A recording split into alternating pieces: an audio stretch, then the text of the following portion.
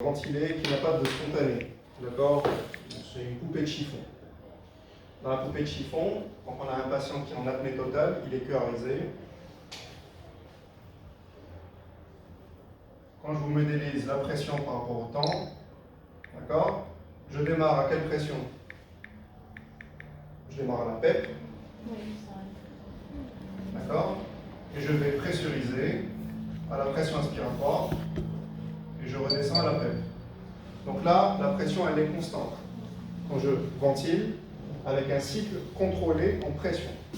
Donc c'est une ventilation contrôlée en pression.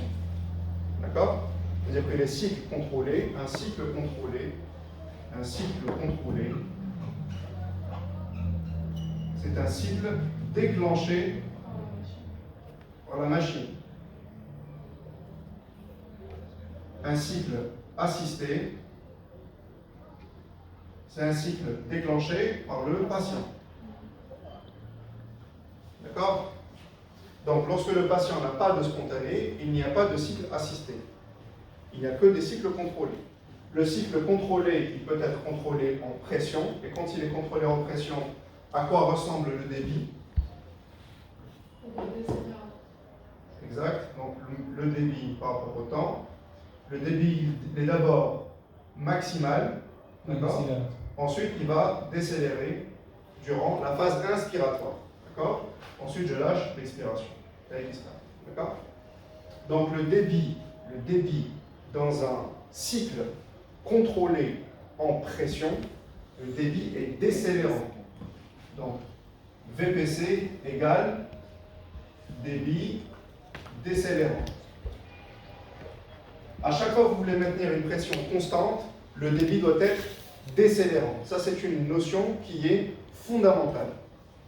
Mon malade, ma poupée de chiffon qui n'a pas de spontané, je peux aussi la ventiler avec un volume contrôlé.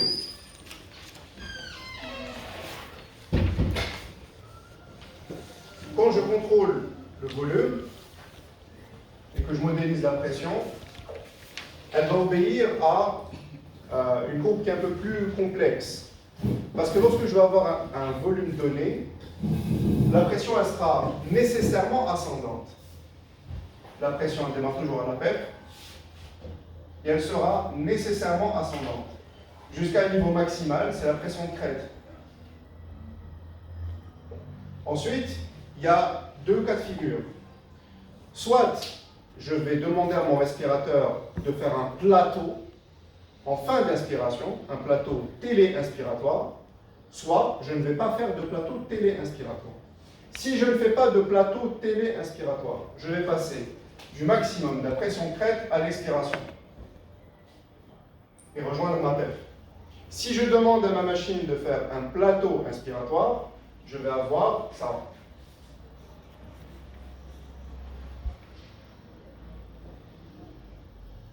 D'accord? Je vais vous le redessiner pour plateau inspiratoire.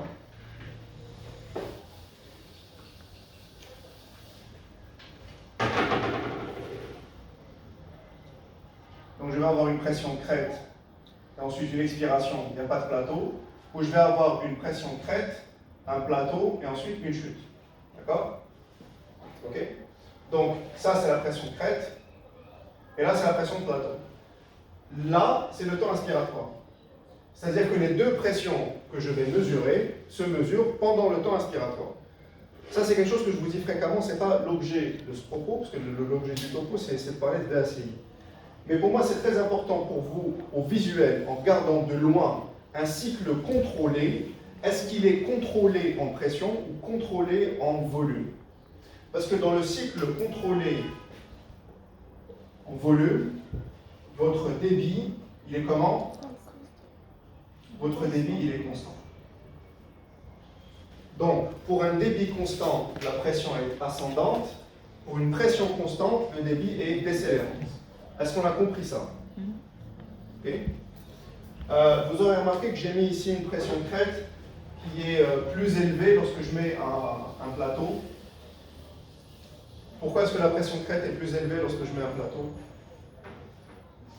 Parce que le temps d'insufflation, là, le débit. Très bien. Donc, lorsque je suis en bac, j'ai la main sur quoi? J'ai la main sur le volume courant. On va mettre 500 cc comme exemple. J'ai la main sur la fréquence respiratoire. On va mettre 10 cycles minutes par exemple. C'est juste un exemple pour faciliter les calculs. On a la main sur rapport I sur E. On va mettre 1 pour 2. Donc la machine, comment elle sait qu'elle est en train de donner 500 cc? La machine ne peut pas mesurer un volume. La machine, elle calcule le volume selon le débit. Donc pour donner 500 cc en 2 secondes, pourquoi en 2 secondes? Parce que 10 secondes par cycle, 10 cycles par minute. Donc chaque cycle, un cycle égale 6 secondes. D'accord? L'inspiration, vu que c'est 1 pour 2, c'est 2 secondes. Et l'expiration, c'est 4 secondes. Donc la machine, elle a 2 secondes pour donner 500 cc. Elle va donner un certain débit en litres par minute durant ces 2 secondes.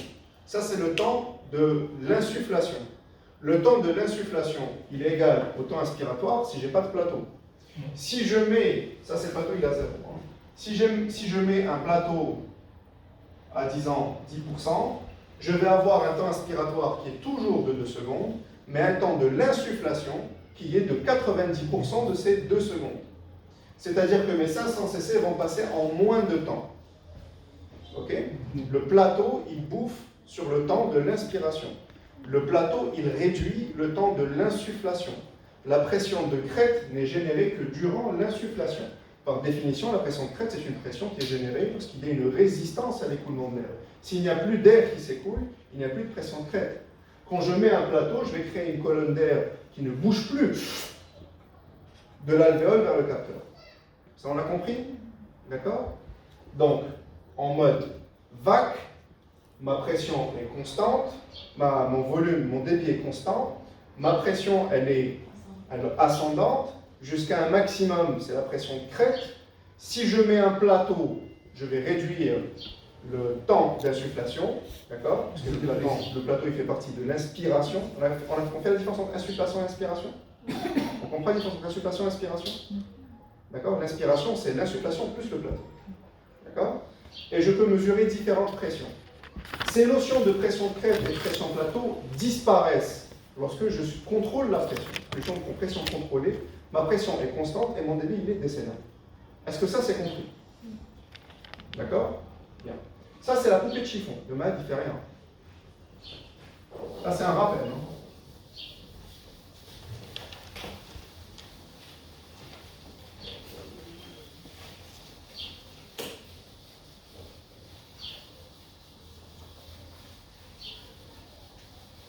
On ne peut pas parler des paramètres supplémentaires si on ne connaît pas les paramètres de base.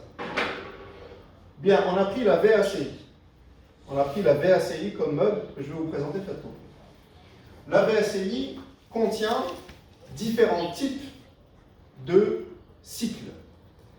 Vous avez la VACI, des cycles contrôlés en volume. Ce n'est pas une VA, c'est pas une PACI, c'est une VACI. D'accord? SIM-V, chez SIM-P. Okay.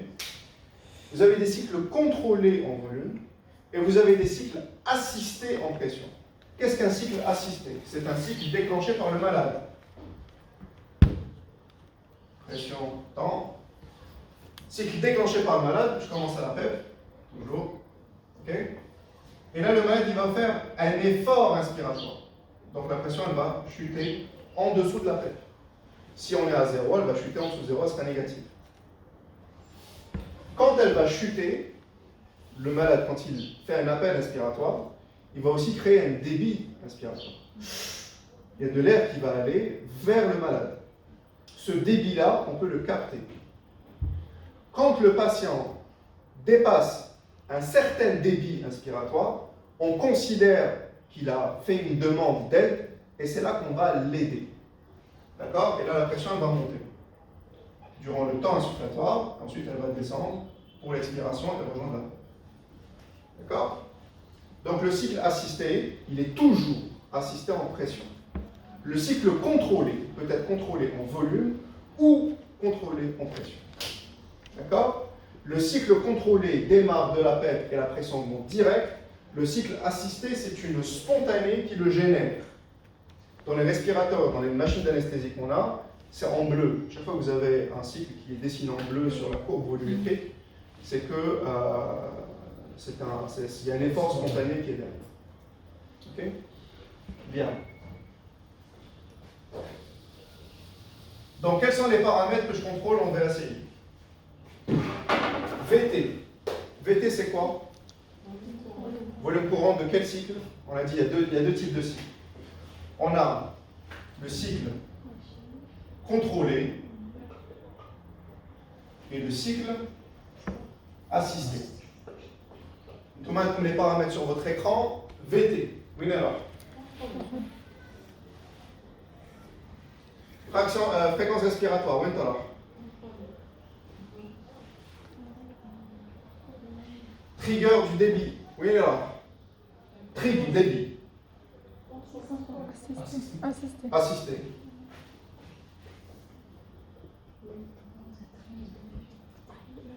Ça PN. Oui, alors. Assisté.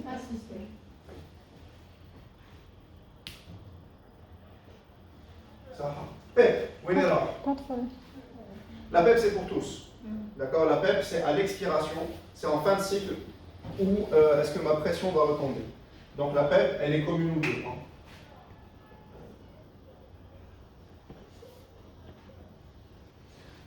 Temps inspiratoire en secondes. Là, le paramètre, quand vous appuyez sur paramètre supplémentaire, il va apparaître en haut.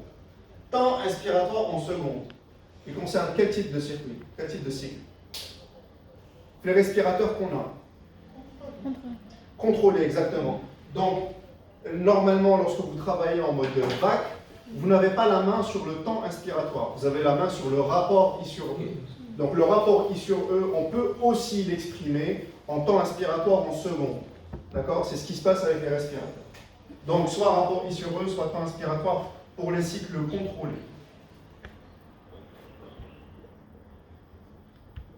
Lorsque vous avez VAC, la machine d'anesthésie, VAC appliqué sur paramètres supplémentaires, vous aurez ce temps inspiratoire. T, pause, pourcentage. Il concerne quel type de cycle? Contrôle. Cycle contrôlé. Il y a beaucoup de choses aussi contrôlées. Fenêtre de déclenchement, non, Mazel. Pmax, il concerne quel cycle? Hein? Les deux, exact. Donc la Pmax, vous n'irez jamais au-delà de la Pmax. La Pmax concerne généralement les cycles contrôlés. Pourquoi les cycles contrôlés? Parce que dans les cycles contrôlés, vous contrôlez le volume. Donc la Pmax est une limite à la pression crête. La Pmax est une limite à la pression crête. D'accord? Lorsque vous mettez une pression thoma inspiratoire, elle aura tendance à ne pas atteindre la Pmax. Vous n'allez pas mettre une thoma, une aide inspiratoire qui est plus élevée que la Pmax que vous tolérez chez votre malade. Donc ça limite plutôt la pression crête.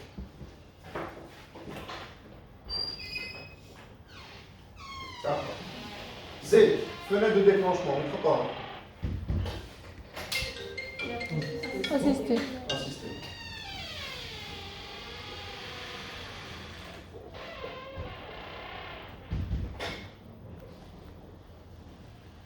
Fin du cycle pourcentage débit max. Il y a un paramètre d'octobre, fin du cycle pourcentage débit max.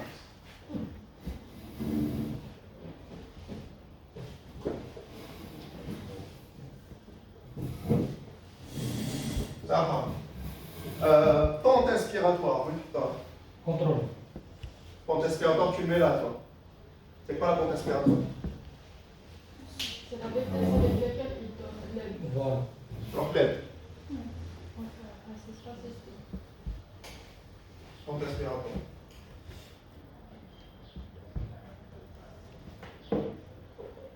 D'accord? Donc, ce cycle contrôlé, le débit KO, il ressemble à ça. Et la pression KO, elle ressemble à ça. D'accord? Ce cycle assisté, le débit KO, il ressemble à ça. Et la pression KO, elle ressemble à ça. Ok? Comment est-ce que ces cycles cohabitent entre eux? Comment est-ce que ces cycles cohabitent entre eux? Et là, quelle est la fréquence de genre de cycle? Quelle est la fréquence des cycles contrôlés? C'est le paramètre que je règle. C'est cette fréquence-là. Irrégulier. D'accord? Et là, quelle est la fréquence de ces cycles-là? Spontané. Spontané, du coup. Donc ça dépend du malade. Oui. Spontané plus régulier. Ça dépend du malade. Oui. Donc si moi je mets 8 cycles minutes et que la machine m'affiche 16 cycles minutes, c'est que le malade il a 8 spontanés en plus de ce que je suis en train de lui donner. Il faut savoir que la ventilation influence les spontanés. Si votre aide inspiratoire est trop élevée, vous allez bloquer les centres pneumotaxiques, vous allez créer une loupe de feedback négatif et vous aurez une fréquence spontanée qui est amoindrie. Si votre malade n'est pas suffisamment aidé, la ventilation minute n'est pas suffisante, ces centres pneumotaxiques seront activés, il aura tendance à faire de la polypnie, de la tachypnie, dépendamment de la situation. D'accord? Donc l'aide inspiratoire trop forte, bradypnée, insuffisante, polypnie. Si je vous dessine ça, ça c'est une pression, la PEP. C'est quoi ça? Ça c'est un cycle spontané qui n'a pas déclenché de réponse. Un cycle spontané qui n'a pas déclenché de réponse, qu'est-ce que ça vous fait, à quoi ça vous fait penser? Qu'est-ce qui va pas? Trigger respiratoire. Le trigger inspiratoire. D'accord? Donc le trigger inspiratoire, c'est à quel moment est-ce que la machine va considérer que le malade a fait une demande. Maintenant, on va prendre chaque paramètre, wahdo, et on va voir où sont les pièges. D'accord?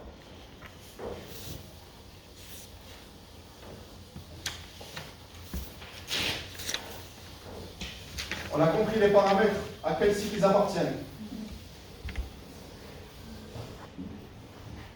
Bien. On va parler maintenant des cycles assistés. Les cycles contrôlés nous intéressent un peu moins. Les cycles assistés. Donc, quels sont les paramètres du cycle assisté? Premièrement, le trigger inspiratoire. Le trigger inspiratoire peut être en débit ou en pression. Sur les respirateurs qu'on a par défaut, il est en débit. Généralement réglé à 2 litres. D'accord? Quel est l'intérêt du trigger inspiratoire? Pourquoi c'est important? نشوف الطرفان الاسبيراتور تاعي. بس. Donc, permet de détecter la spontanée du patient. Donc, trigger inspiratoire, s'il est trop sensible, qu'est-ce qu'on va avoir? S'il est trop sensible, qu'est-ce qu'on va avoir? On aura des déclenchements intempestifs. La fréquence respiratoire. Déclenchement intempestif, qui est une cause de désadaptation d'asynchronie patient-ventilateur. Ces déclenchements peuvent être liés à la variation de pression hémodynamique. L'ondée sanguine qui va dans l'aorte fait descendre la pression intrathoracique. Ça peut être interprété par la machine comme étant un appel à l'aide. Le patient qui inspire, on peut aussi avoir des doubles déclenchements.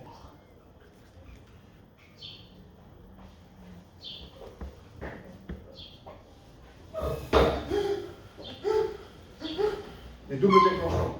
D'accord? Vous aurez une aide inspiratoire. Ensuite, le malade n'a pas encore fini d'inspirer. Le trigger est trop sensible, il va déclencher un nouveau cycle. Donc vous aurez une fréquence respiratoire totale qui est anormale et un volume minute qui est anormalement élevé. Donc votre ventilation minute sera beaucoup trop élevée si votre trigger inspiratoire est trop sensible. Donc, trigger pas assez sensible. Vous aurez quoi? Vous aurez la visualisation de la spontanée. D'accord? Voilà, c'est une spontanée qui n'a pas été aidée.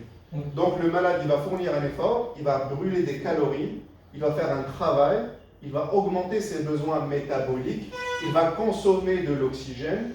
Vous avez un malade qu'on essaie d'oxygéner. Pour l'oxygéner, on augmente les apports, on diminue les besoins. Vous avez une augmentation des besoins énergétiques chez le malade. Rien que ça, ça peut faire décompenser un état hémodynamique précaire. Malade sous noradré qui est intubé ventilé avec un trigger inefficace, c'est une surconsommation d'oxygène chez le malade.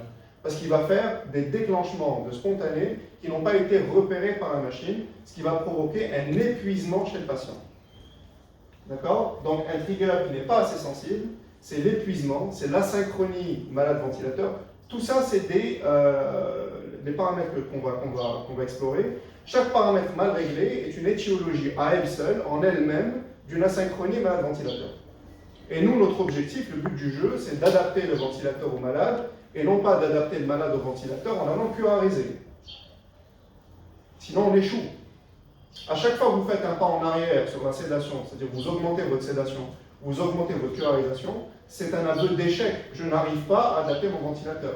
Je n'arrive pas à maîtriser ma ventilation par rapport au malade. On n'est pas en train de parler du neurolésé qui, dans les 48 premières heures, peut nécessiter une neurosédation pour mettre le cerveau au repos. On est en train de parler de toutes les autres étiologies de ventilation où le neurolésé, au-delà de sa première fenêtre de sédation, chez qui on va aller sevrer de la ventilation. Donc, premier rendez-vous pour que ça se passe mal, le débit inspiratoire. On a compris le débit trop sensible et pas assez sensible?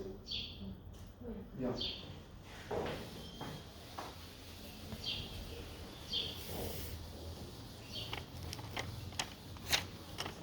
Maintenant, on va passer à la fenêtre de déclenchement.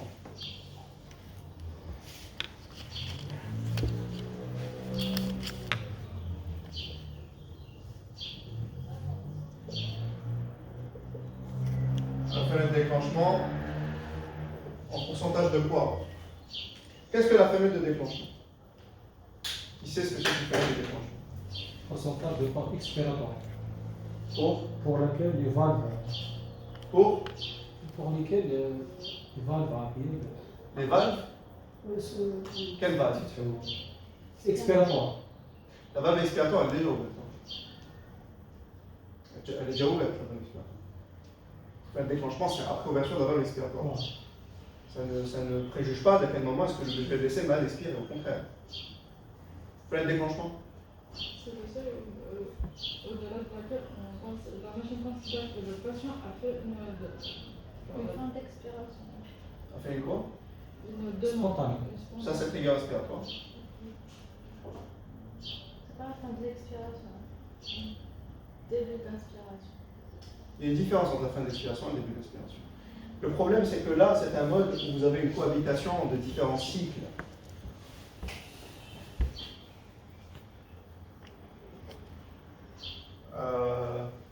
Je vais modéliser le débit, parce que c'est plus facile. Parce qu'il est carré.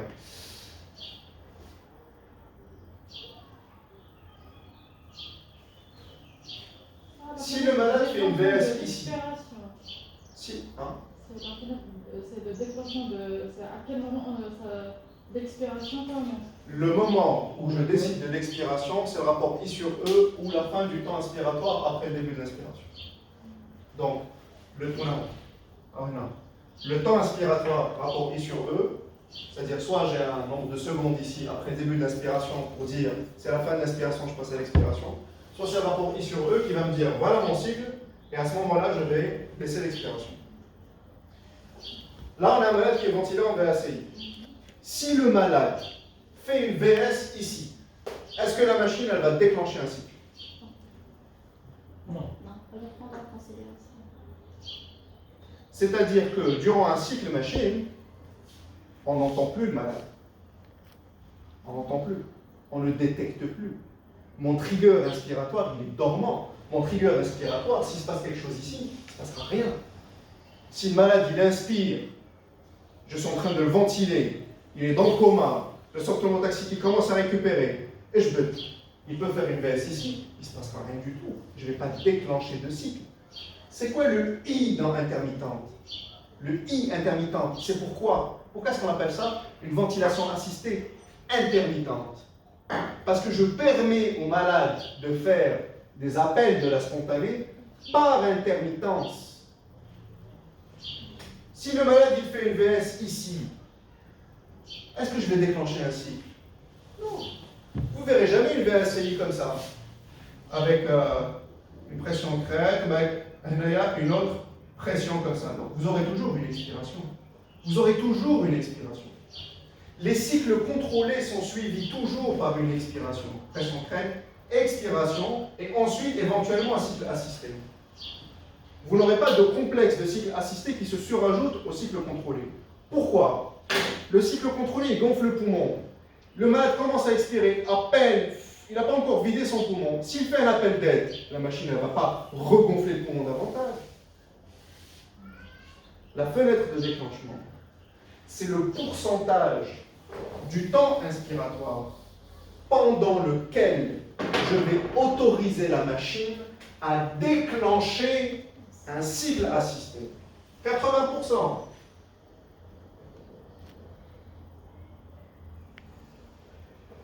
80% du temps expiratoire, la machine, elle écoute. S'il y a un cycle, s'il y a une demande inspiratoire, le prochain cycle il sera assisté. Si le malade n'a pas fait de demande inspiratoire, le prochain cycle sera contrôlé et sera déclenché selon la fréquence respiratoire que j'ai régulée. Il fallait filmer ça. Il est en fatigué. D'accord? Parce que ça, les gens ne comprennent pas.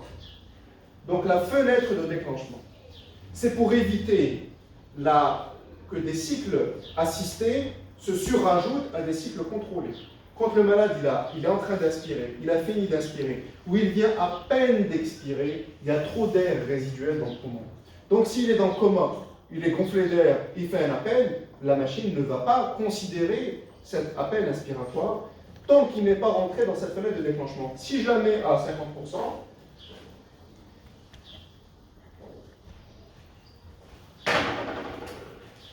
bim, bim, bim, bim, bim, bim, bim, bim, bim, hop, hop, 50%. Le malade se vide et c'est dans les 50% restants de mon temps expiratoire que je vais être à l'écoute. Le malade, il fait une demande dans cet intervalle, il aura un cycle assisté. Dans cet intervalle, il ne fait pas de VS, il aura un cycle contrôle. Et il n'aura de cycle assisté que si sa demande se fait dans cet intervalle-là, sinon on va enchaîner les cycles contrôlés. C'est une des raisons premières pour lesquelles les malades se désadaptent du ventilateur. C'est la synchronie par excellence. Les fenêtres d'écoute par intermittence ne tombent pas au moment où le malade il fait sa demande. Extrêmement difficile à repérer. C'est pour ça que la fenêtre de déclenchement, elle est élevée. Elle est par défaut à 80%. C'est pour éviter de trop restreindre le temps d'écoute qu'on accorde au malade. C'est pour ça que quand vous baissez votre fréquence respiratoire, vous verrez plus de spontané. Quand on baisse la fréquence respiratoire, on écoute le malade plus longtemps, parce que les temps expiratoires sont plus longs. Capiche? Fenêtre de déclenchement? Vraiment? La fenêtre de déclenchement, elle est avant l'inspiration. Même déneige l'inspiration. Elle est après le début de l'expiration. La valve expiratoire, elle est ouverte. Le malade commence à vider son poumon. Et j'ouvre ma fenêtre de déclenchement pour permettre un cycle assisté. S'il n'y a pas de demande, le malade il est cœurisé, ça sera un cycle contrôlé. Terminal. Je ne veux plus de confusion sur ça. Fenêtre de déclenchement.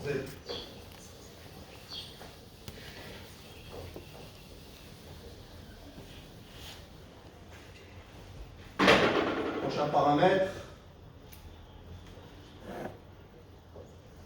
Un truc facile. Un truc facile. Un truc difficile. Facile, la pression d'aide. Ce n'est pas un paramètre supplémentaire, c'est un paramètre de l'aide respiratoire.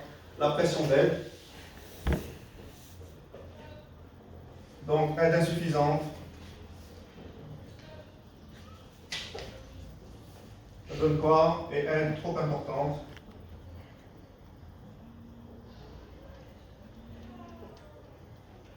Ça donne quoi? Allez, vous ventilez l'aide est insuffisante. On va déclencher encore plus quand ça va. Aide insuffisante.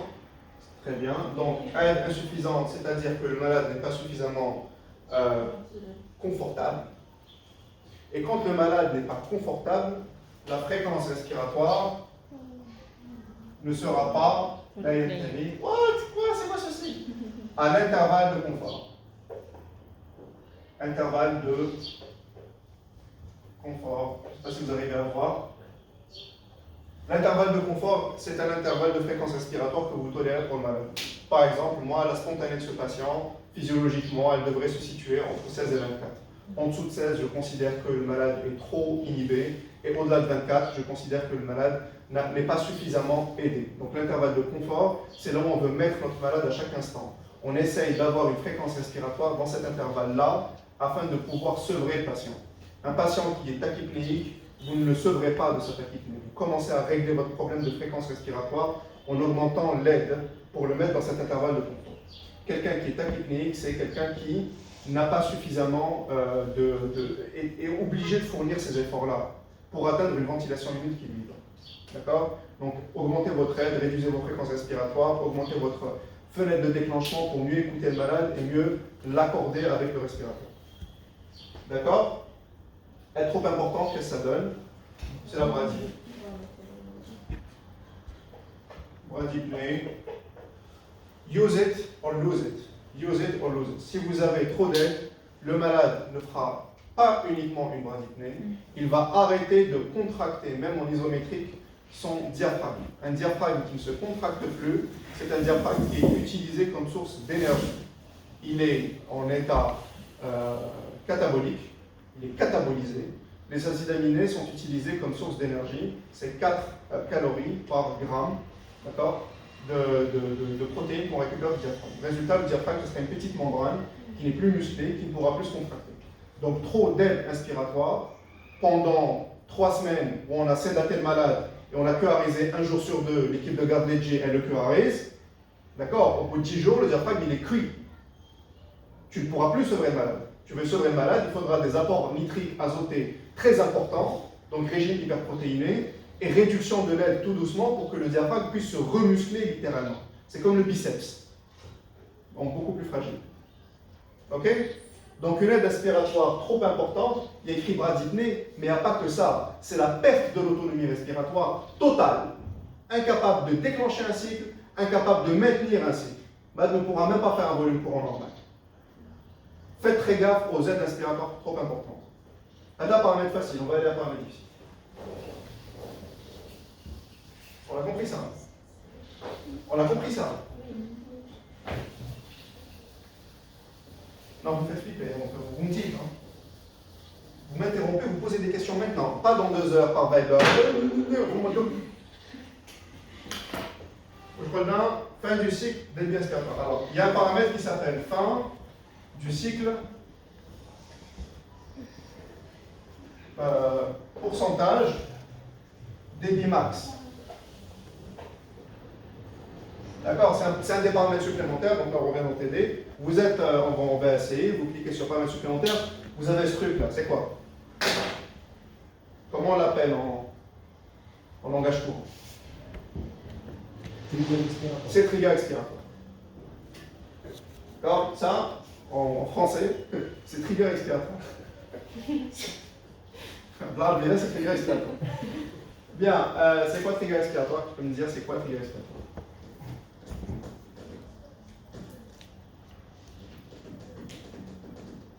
Pas tous en même temps. Donc, le malade, vous êtes en train de le ventiler.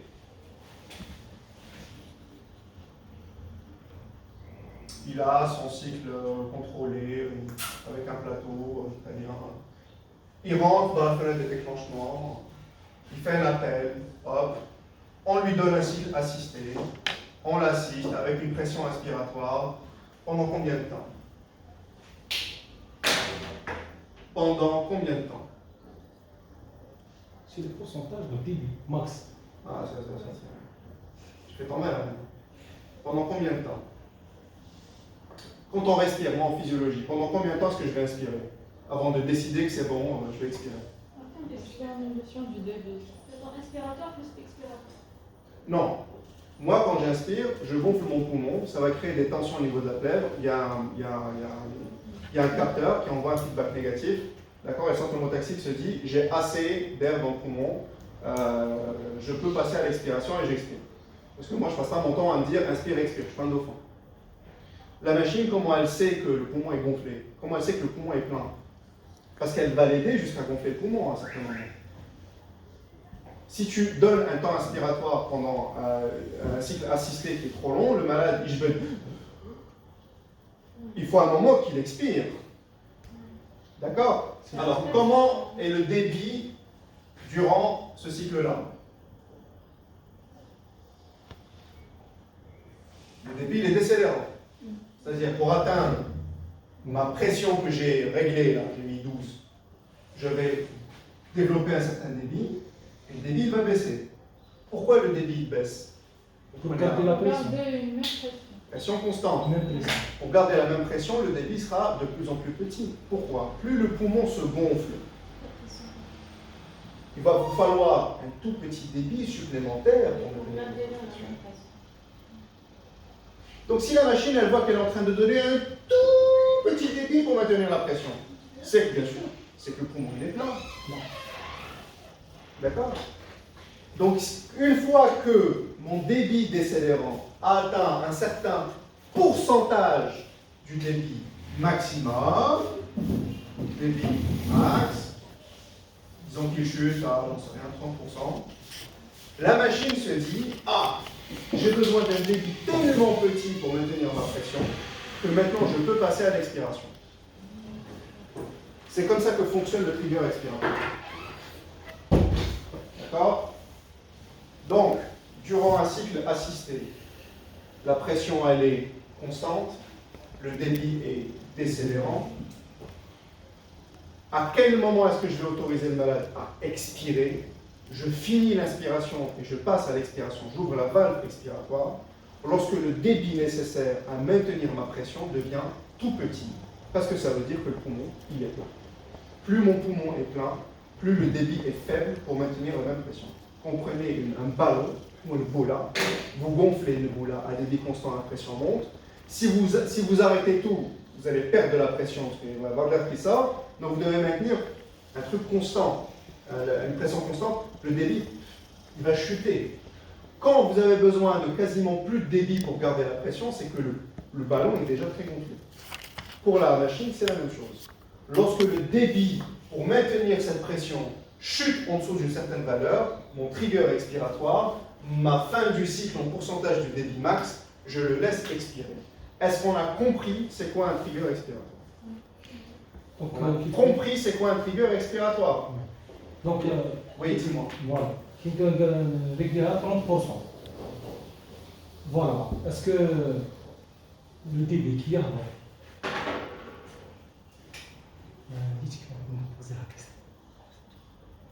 Trigger exp. Pourcentage trop élevé. Et trigger exp. Pourcentage trop faible. Conséquence. Je l'ai acheté aujourd'hui ce marqueur. Tu disais Soi-disant, le débit est à 100. Soi-disant. hein? Voilà. On garde le trigger expiratoire. Alors je vais traduire le sur ça pour les autres. J'ai mis une pression à 16. Voilà. Une aide expiratoire à 16. Une aide PN. PN. Vous connaissez la PN? Elle est à 16. Il se trouve que ma pression d'aide, elle est adéquate. Le malade a fait une demande. J'ai le bon trigger inspiratoire. Donc là, les planètes s'alignent, c'est la folie. La machine, elle pressurise directement à 16. Pour atteindre 16, de la PEP à 16, il faut un débit, il faut que ça y aille. Donc lui, il c'est 100 litres. Il décide ce qu'il veut. Ok, tu as 100 litres, ouais. Ça. Réglé le trigger expiratoire à 30%. 30%, ouais. Le débit est là. Il est 100, بعد يبدا. Ouais. Donc est-ce que qui يلحق 30 Ouais. الديبي يلحق 30 يحل لي فالف اكسبيراتوار Yes. والله كي يلحق 70 Non. يحل لي فالف اكسبيراتوار. C'est pas 30, c'est un pourcentage du débit max. Voilà. Donc je traduis le SURSAF. On a mis une pression à 16. Donc la machine elle a atteint directement une pression à 16. Pour atteindre une pression à 16, il a fallu un débit de 100. Là je suis à 16, mon débit il est à 100. Je dois maintenir 16, donc je dois baisser mon débit. Parce que si je maintiens 100, la pression elle va continuer à monter. 17, 18, 26. Mon débit il chute, il était à 100, il chute. La pression est la même, le débit chute, la pression est la même, le débit chute, la pression est la même. Le débit arrive à 30 litres par minute, c'est 30% du débit max, 3 litres par minute, c'est facile. Là, j'ouvre la valve expiratoire, le malade, il expire, la pression inspiratoire, boum, elle baisse. Parce que j'ouvre la valve expiratoire et j'ai laissé le malade se vider. C'est clair? Trigger expiratoire, pourcentage trop élevé. C'est quoi les conséquences? Pourcentage trop élevé, piégeage d'air, le contraire. Mais le malade, il a fait une demande. Elle a été captée. Je lui donne une pression inspiratoire adéquate pendant. C'est insuffisant. Je ne lui laisse pas le temps. Dès que j'atteins la pression, le débit commence à chuter, il atteint 90%, j'ouvre la valve expiratoire. Le malade Mazal Yasperi, il est encore en train de travailler, le malade. Il n'a pas fini son inspiration, il est en plein effort. Mais je ne l'ai pas aidé avec la bonne pression, le bon débit, la bonne fenêtre de déclenchement, la bonne fréquence respiratoire. Je ne lui ai pas donné l'aide pendant suffisamment longtemps pour qu'il soit dans son intervalle de confort. Le pourcentage est trop élevé, le malade a commencé à travailler et, vu que l'aide n'a pas été là pendant suffisamment longtemps, la ventilation minute sera insuffisante, avec toutes les conséquences que ça a en termes de polypnée, et le travail du malade sera élevé. Il devra contracter les muscles accessoires, parce que son diaphragme il est foutu. Ces muscles accessoires et consommer beaucoup plus d'oxygène, envoyer du sang à beaucoup plus de régions, augmenter son débit cardiaque pour répondre à ses besoins énergétiques, et il va décompenser sa coagulopathie. Qu'est-ce qui arrive si le trigger expiratoire, le pourcentage est trop faible?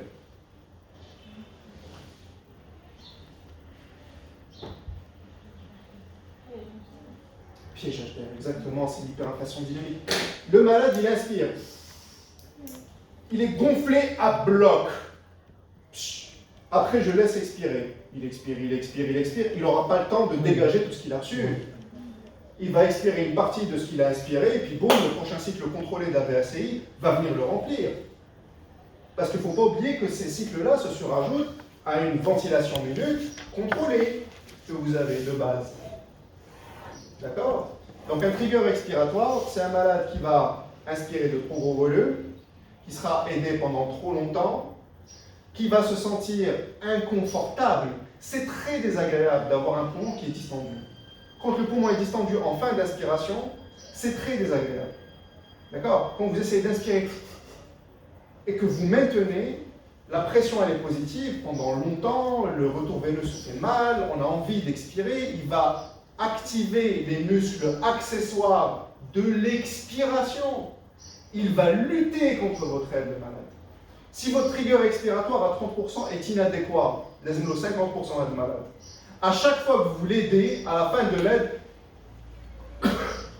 il veut expirer. Et la valve est fermée. D'accord? Augmentation de la consommation d'oxygène, désadaptation du malade par le respirateur. On a combien de pièges là? Chaque paramètre est un piège. Vous avez tout bien réglé. Vous avez votre trigger respiratoire, votre fenêtre de déclenchement là où il faut. Vous avez votre aide inspiratoire adéquate. Votre problème, c'est que le malade, 30%, ça ne lui va pas. Peut-être que le malade, il a besoin d'aide inspiratoire juste au moment où il va déclencher. C'est comme quelqu'un qui fait des pompes. Parfois, les pompes ici, c'est plus facile que les pompes ici. D'accord? Le diaphragme, c'est la même chose. C'est plus difficile pour lui au début d'aspirer que vers la fin d'aspirer juste un peu. Donc, à quel moment je vais aider le malade? Le plus important, c'est vraiment le tout début de l'inspiration où il faut mettre le paquet. Au tout début de l'inspiration. D'accord? Donc, votre fenêtre de déclenchement, faites super gaffe. Généralement, 30%, ça va. Chez certains malades, il faut Est-ce qu'on a compris? Fin du cycle, pourcentage débit max ou trigger expiratoire. C'est quoi? À quel moment il vient? Et quelles sont les conséquences s'il est trop élevé, s'il est trop faible? Non. Bon, toi, je sais que tu comprends. J'en veux 10 quand même. Vous avez compris? Bon, toi, tu es rentré en retard, je prends le temps. C'est compris, c'est capiche? Qu'est-ce qui va pas? Qu'est-ce qui va pas? C'est trop frais. C'est la fraîcheur. Ok. Et ce qui va pas, c'est qu'on n'arrive pas à lire mon marqueur que j'ai acheté tout à l'heure. Alors, qu'est-ce qui nous manque? La pente. La pente.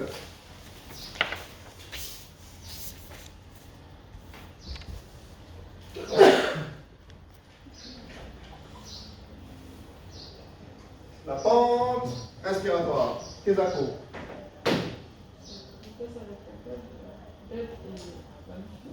Je te vois, mais je ne t'entends pas. La pente, c'est la vitesse avec laquelle la machine délivre son aide. Oui, c'est la vitesse à laquelle la machine délivre son aide. Oui. Oui. Donnez-moi en définition.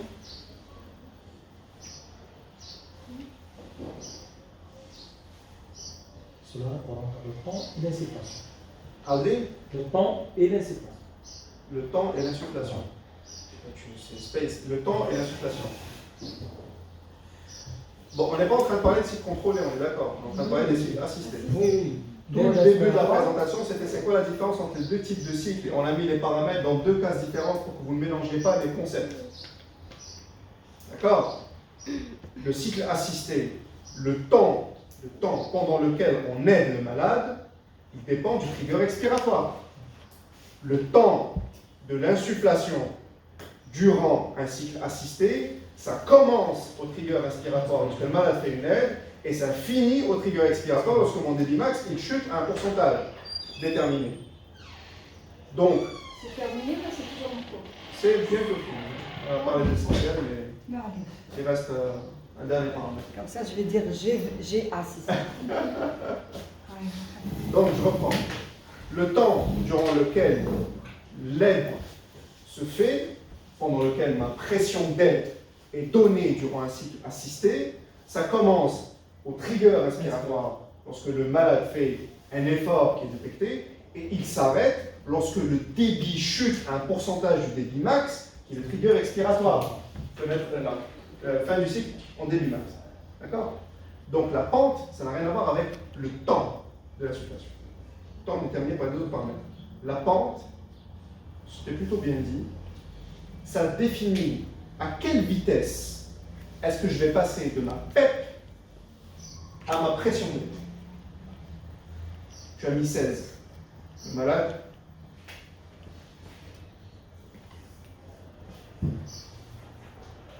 Là, tu es à la PEP.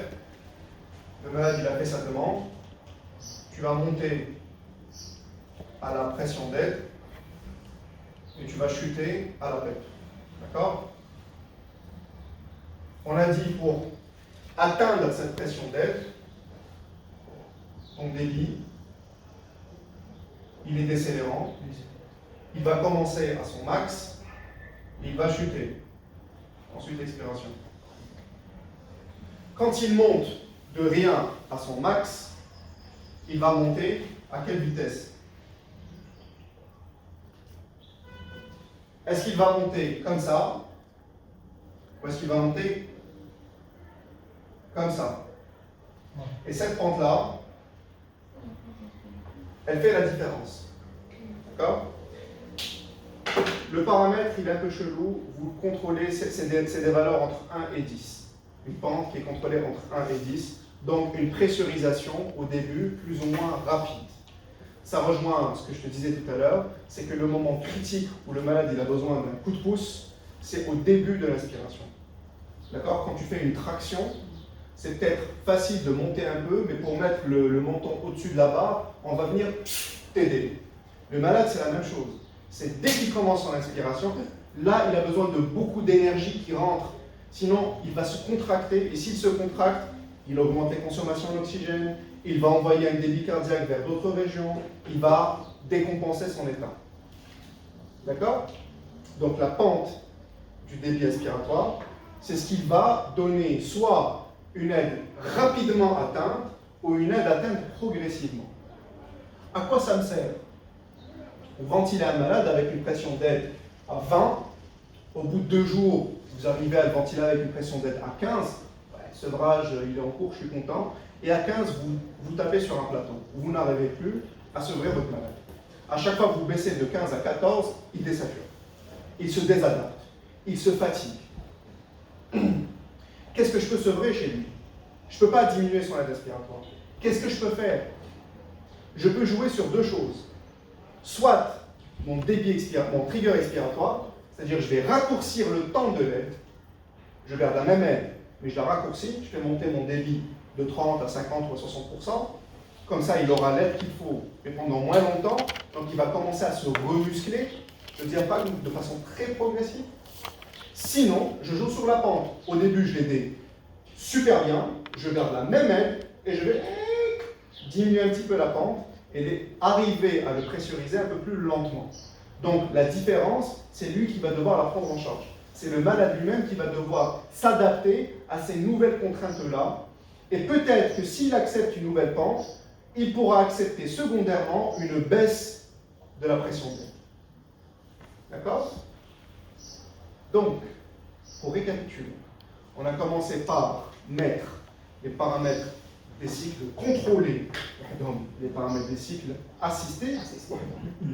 On a dit que pour le trigger inspiratoire, le piège était d'avoir un trigger trop sensible, ce qui donne des déclenchements intempestifs et des doubles déclenchements, donc une ventilation minute anormalement élevée, un freinage des centres pneumotaxiques et une désadaptation du patient au ventilateur. Vous aurez une respiration qui est complètement désordonnée, parfois alignée sur la fréquence cardiaque du patient. D'accord? Parce que les variations de la pression intrathoracique sont liées au mouvement hémodynamique. On a dit que pour le débit inspiratoire, il pouvait être pas assez sensible. Et dans ce cas-là, vous aurez la visualisation des cycles spontanés. Donc vous voyez des cycles spontanés non aidés, c'est de l'énergie dépensée par le malade. Le malade, il est en train de fournir un effort, de consommer de l'ATP, de consommer de l'oxygène, d'augmenter son débit cardiaque. Il est en train de contracter des muscles, il est en train de consommer des ressources que nous, on veut baisser. D'accord? Il est désadapté à son ventilateur. Autre paramètre, on a parlé de la fenêtre de déclenchement. La fenêtre de déclenchement, on a expliqué ce que c'est. Quand vous avez un cycle contrôlé, la fenêtre de déclenchement correspond au pourcentage du temps expiratoire pendant lequel je vais être à l'écoute de mon malade. Si le malade fait une demande inspiratoire ici, ou ici, ou ici, il n'y aura pas de cycle assisté. Parce que le malade est déjà rempli d'air. On ne va pas aller le remplir davantage. Si dans cette fenêtre de déclenchement, il ne fait pas de demande inspiratoire, mon prochain cycle sera contrôlé. S'il demande, le prochain cycle sera un cycle assisté, avec un débit décennal. Sinon, ce sera un cycle contrôlé avec un débit constant. La fenêtre de déclenchement, si elle est trop restreinte, ne va pas permettre de répondre aux besoins du patient. Si je suis à une fréquence à 16 et que ma fenêtre elle est à 50%, la quasi-totalité de la minute de ventilation, la machine n'est pas à l'écoute de l'effort inspiratoire du malade. La fréquence elle est à 16. Vous avez des temps inspiratoires durant lesquels le malade ne peut pas déclencher de cycle spontané. Vous avez une fenêtre de déclenchement 50% du temps expiratoire, le malade ne peut pas déclencher de spontané. Donc même si lui il est en train de fournir des efforts, vous ne les verrez pas. Donc augmentez vos fenêtres de déclenchement lorsque le malade, vous avez l'impression que les spontanés ne sont pas détectés. Une fenêtre de déclenchement trop importante va donner de l'hyperinflation dynamique. Parce que vous avez les cycles contrôlés qui vont arriver de toute façon, et vous aurez des cycles assistés qui vont aller gonfler votre poumon et ne pas lui laisser le temps d'expirer. La fenêtre de déclenchement, je ne la mets pas à 100% tout le temps, c'est pour ne pas rentrer dans le piégeage d'air. C'est pour laisser le temps au malade d'expirer l'air que je suis en train de mettre à l'intérieur. Ok? Après avoir parlé du trigger, de la fenêtre de déclenchement, on a parlé d'à quel moment est-ce que je vais le laisser expirer.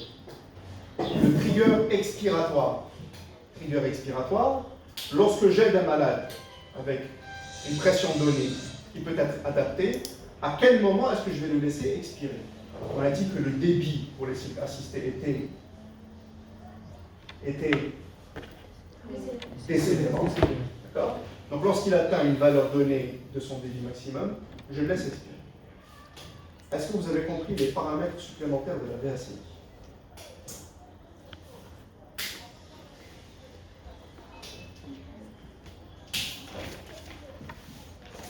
Est-ce que la fenêtre de déclenchement c'est compris? La fenêtre de déclenchement c'est compris. D'accord? Est-ce que le trigger expiratoire c'est compris? D'accord. Est-ce qu'on a compris que la VACI est le mode le moins adapté en réanimation? On a 12 pièges. On a 6 paramètres. Pour chaque paramètre, on peut en faire trop ou pas assez. Vous changez un paramètre, les 5 autres paramètres, vous pourrez devoir les changer juste pour avoir un meilleur équilibre. Au bout de 2-3 heures, le profil du malade il change. Et vous devrez à chaque fois réadapter votre ventilation. C'est un des modes les plus compliqués. Pourtant, lorsque vous avez une désadaptation du patient ventilateur, il faut diagnostiquer la raison pour laquelle le malade a été désadapté. Est-ce qu'il est désadapté et il est tachypnéique? Est-ce qu'il est désadapté et il est bradypnéique? Pour savoir est-ce qu'en gros je vais être trop ou pas assez. D'accord? Et à partir de là, je vais voir dans l'aide, est-ce que c'est la pression qui fait défaut? Ou est-ce que c'est le temps pendant lequel je l'aide qui fait défaut? Ou est-ce que je ne le laisse pas expirer suffisamment longtemps et je dois changer les paramètres en question pour atteindre une harmonie dans la ventilation et un équilibre pour que le malade puisse ventiler sans consommer trop d'énergie. Sa saturation elle va remonter toute seule. Dès que vous baissez la consommation d'oxygène, vous aurez une amélioration de votre gazométrie. Vous n'êtes pas obligé d'aller le casser avec du curare. Il suffit de lui donner des conditions de confort, le mettre dans sa fréquence respiratoire de confort, l'empêcher de mettre en place en jeu les muscles accessoires à l'inspiration avec une aide insuffisante ou trop courte et les muscles accessoires de l'expiration avec une aide trop longue. Dès que vous faites ça, vous aurez une amélioration spectaculaire de la ventilation chez vos malades. D'accord? Réfléchissez toujours en termes de balance énergétique. Est-ce que ce malade est en train de dépenser de l'énergie pour rien? S'il dépense de l'énergie pour rien, je l'aide plus. Est-ce que ce malade est trop aidé et de ce fait est en train de consommer son diaphragme pour faire de l'énergie? Si vous rentrez dans un état catabolique au niveau du diaphragme, vous allez perdre la capacité d'avoir une autonomie respiratoire à distance. Et même si vous le sevrez sur le plan neurologique, il ne pourra pas être autonome sur le plan respiratoire. C'est des gens qui finissent trachéotomisés avec une BiPAP pendant des mois et des mois et des mois et des mois pour respirer la respiration. Ok? C'est bon tout le monde? Fallait prendre un café avant. Question?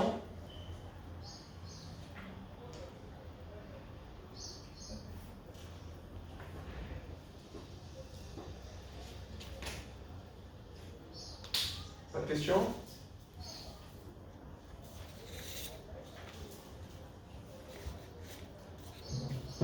Ok. Qu'est-ce qui peut vous donner une ventilation minute trop importante? Tu me réponds. Qu'est-ce qui peut donner une VM trop importante? Trop importante, l'aide insuffisante. Une aide insuffisante. Pour l'augmentation de la fréquence respiratoire. Donc, une aide insuffisante va donner une augmentation de la fréquence respiratoire spontanée du patient. D'accord? Ok. Donc, on peut avoir par augmentation de la fréquence des aides qui sont insuffisantes, mais qui donnent quand même une ventilation minute trop importante. Ce qui entraîne, parce que ventilation minute, c'est le volume qu'on voit la fréquence respiratoire, ce qui entraîne une augmentation du volume courant. D'accord. Généralement, les tachypnées avec une aide qui est insuffisante va plutôt donner du piège à chair. D'accord. Il y a tellement de spontanés qui sont déclenchés et le malade a tellement peu, en une minute, il y a tellement peu de secondes dédiées à l'expiration qu'il va beaucoup piéger de l'air et tu vas avoir une augmentation des pressions à l'intérieur plus que dans la ventilation minute elle-même. Okay. La VM élevée, c'est des déclenchements intempestifs. C'est-à-dire, Maoshi demandé, il n'est pas en train de demander, c'est pas sa spontanée, il arrête d'aller. Il ne t'a pas demandé et tu es en train de lui donner quand même. C'est des cycles déclenchés sans demande du patient. C'est un problème de trigger respiratoire. Donc, il faut faire la différence entre un déclenchement du respirateur avec une demande du malade, qui est légitime, et un déclenchement du respirateur sans demande du malade, qui va te donner une augmentation artificielle et gonflée de la ventilation minute. Ok? Ça. Oui. Est-ce que tu peux m'expliquer ce que veut dire le trigger expiratoire? Trigger expiratoire. Ouais. C'est le pourcentage de temps de durée max pour laquelle on autorise l'expiration. Ça. Oui. Comment est la pression durant un cycle contrôlé en pression? En VPC. La courbe de pression, elle est comment? Courbe de pression Ouais. constante. Elle est calme, elle est constante. Comment est la pression durant un cycle contrôlé en volume? C'est qui? Contrôlé en volume. Ascendant. Elle est ascendante jusqu'à quel niveau? Pression. Crête. Jusqu'à la Puis, S'il y a une pression de S'il y a plateau. donc, deux situations, soit Deux j'ai un situations. plateau Si que j'ai- j'ai réglé, Soit j'ai le plateau, et là, je mets un soit. plateau, soit je n'ai pas de plateau et j'aurai directement l'expiration. Non. D'accord. Comment se comporte le débit durant un cycle contrôlé en volume?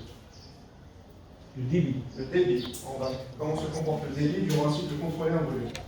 Constant. Constant. Il est carré, il est constant. Comment se comporte le volume durant un cycle contrôlé en pression? Décélère. Il est décédé. Ça, c'est quoi comme cycle? Spontané. Spontané. Ça, c'est quoi comme cycle? Spontané. C'est un cycle assisté. C'est un cycle assisté.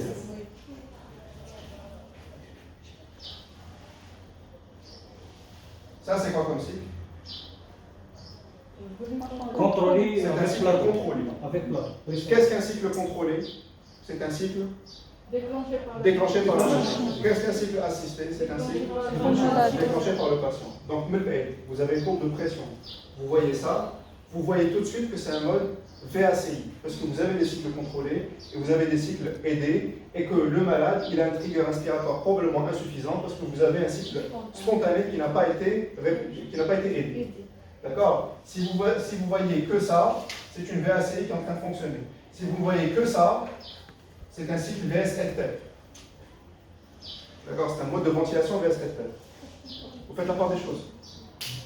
Ça va? C'est plus la khalqa ou moins la khalqa? Moins la khalqa. Ça va, c'est pas ok. Fenêtre de déclenchement. C'est quoi la fenêtre de déclenchement? Fenêtre de déclenchement, donc déjà, elle nous aide pour ne pas se rajouter un cycle contrôlé sur un cycle assisté. D'accord. Et c'est un pourcentage du temps expiratoire Durant lequel? durant lequel les valves s'ouvrent. Quelle valve? Les valves sont ouvertes. La valve expiratoire, elle est ouverte avant la fenêtre. La valve expiratoire s'ouvre. Écoute, tu as ton signe assisté. Tu as ton malade, il est ventilé, on va le modéliser ici. On va mettre noir, on va mettre volume, c'est facile. Hop.